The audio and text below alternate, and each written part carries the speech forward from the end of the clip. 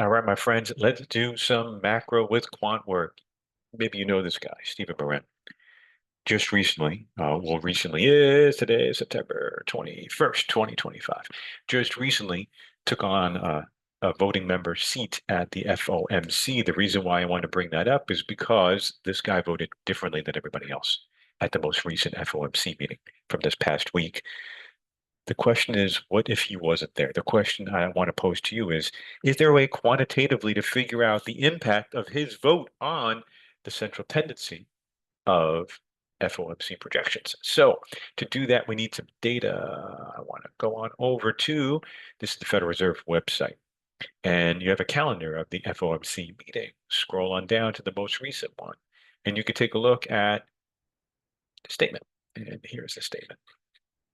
Released September 17th, 2 p.m. That was just a few days ago, and you could read about what they did and how they cut rates by 25 basis points. And hold on, scroll on down. Voting against this action was Stephen Miran, who preferred to keep it that target range down to another half percentage point at this meeting. Okay, so I want to visualize that. That says what he wanted, but what were the other people thinking? Not just for this meeting, but for this year as a whole. So for that, going back to their calendar, they have these projection materials. Pop one of those open, and you get this huge document, or sort of compendium of different forecasts that they have. So uh, lots of stuff in here. I'm not going to deal with all of it right now. I want to take you to the famous dot plot. I'll zoom out, then I'll zoom in. To zoom out, you could see on that horizontal axis are years. Each of the dots represent a vote from one of those members that you saw in that document. The vertical axis is percent. So these are the percentage points votes for the midpoint of the target range of the target level for the federal. Basically, it's saying what's going to be the Fed funds rate at the end of 2025. What do you think is going to be the Fed funds rate at the end of 2026, and so on? Zoom in. I'm going to zoom in so much you won't even see that numbers, the vertical axis. I just want you to take a look at this. One of these things is different than everything else. That's that old song. One of these things is not like the others. This bullet right here, that dot is a vote from our man, Steve Moran. So we want to figure out what if that dot wasn't there? Quantitatively, how would that change the central tendency? We know that from stats, right? And the volatility.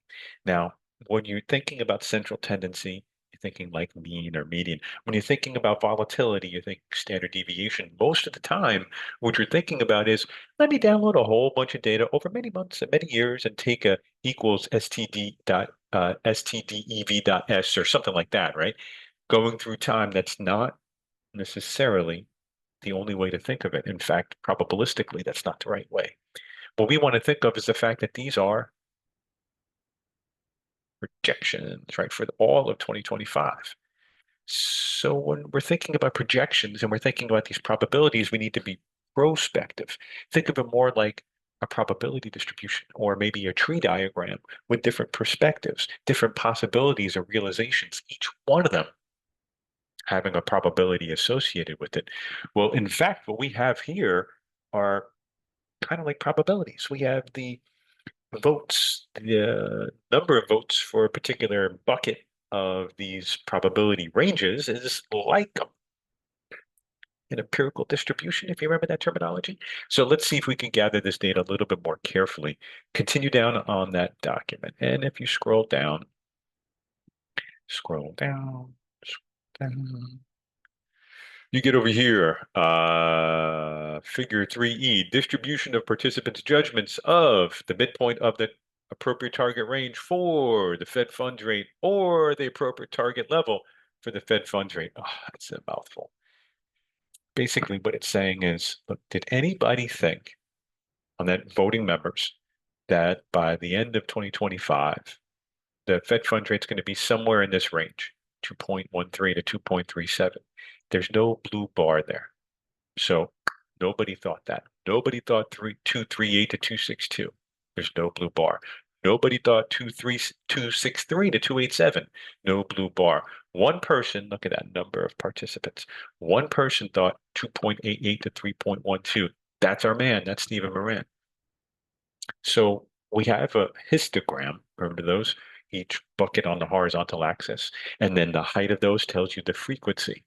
It has a close cousin, relative frequency. And those relative frequencies take that height, number of people, divided by the total number of people, and it's kind of like converting it to a probability. Again, those branches, we have the realization, 2.88 to 3.12, and then the probability, one person, a Steve Moran, divided by everybody else.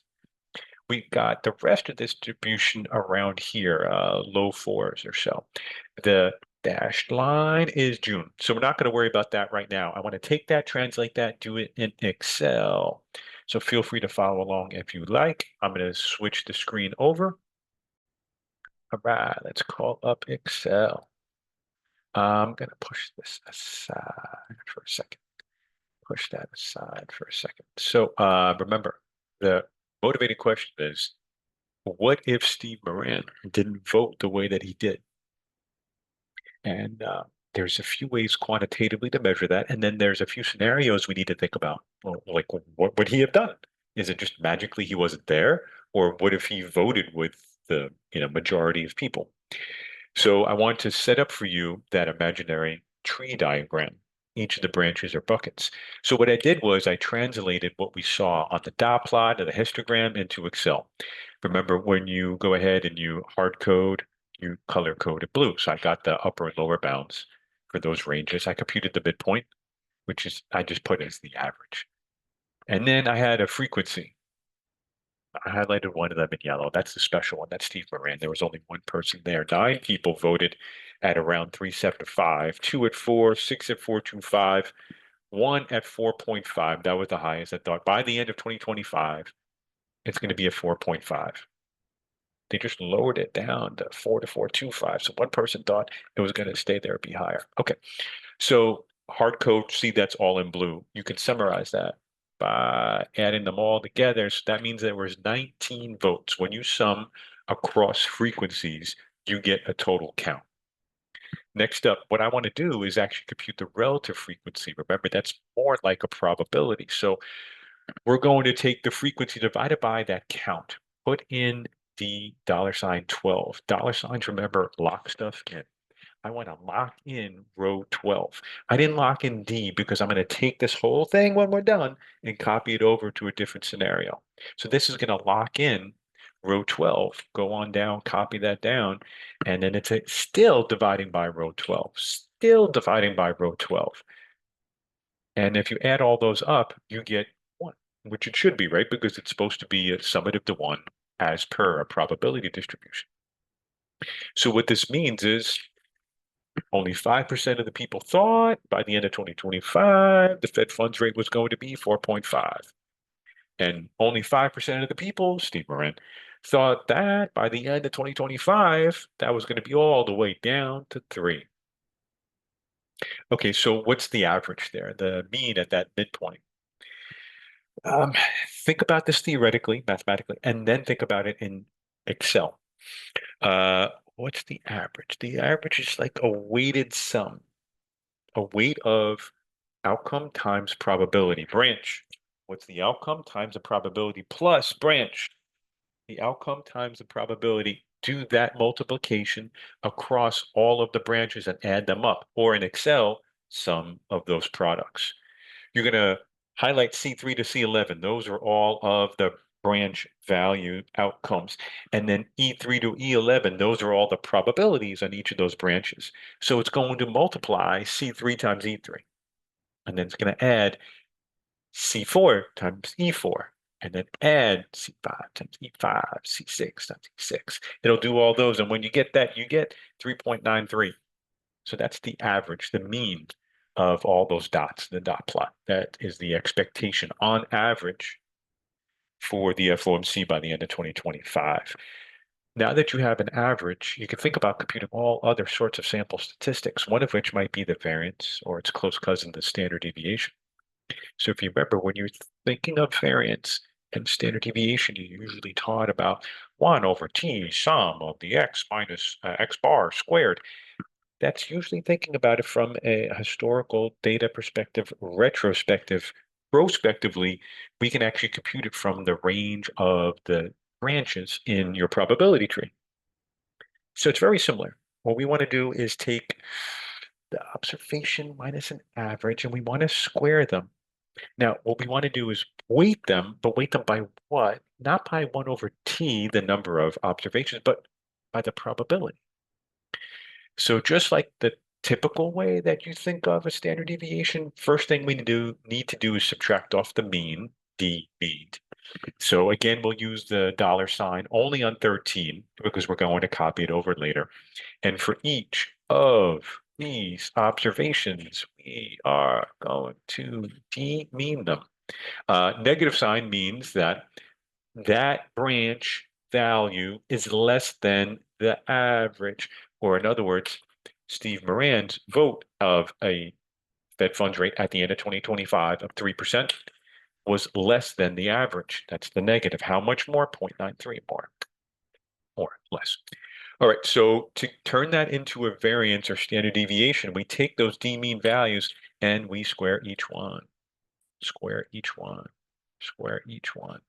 And then variance sums up those d-mean squared probability weighted values. Do you remember standard deviation is just a close cousin of that? It's the square root of that. And if you are a stat stud, you might remember coefficient of variation, which is a way to think of that risk adjusted for the return. I'm a finance guy, so I think of that in that way. But take the standard deviation, scale it by that average. Now, by itself, that's really meaningless. What's going to be helpful is if you compare it to something else. It gives you a sense of like how big was it. We're really not going to use that right now too much, but I did want to show it to you. Okay, so go back to the question. The question was, what if Steve Moran, highlighted in yellow, wasn't there? Okay, so there's a statistical approach often referred to as leave one in, leave one out. And what you do there is exactly what the name is telling you to do. Let's leave him out. So if you're going to follow along, take that whole thing, copy it, and push it over. I did it already.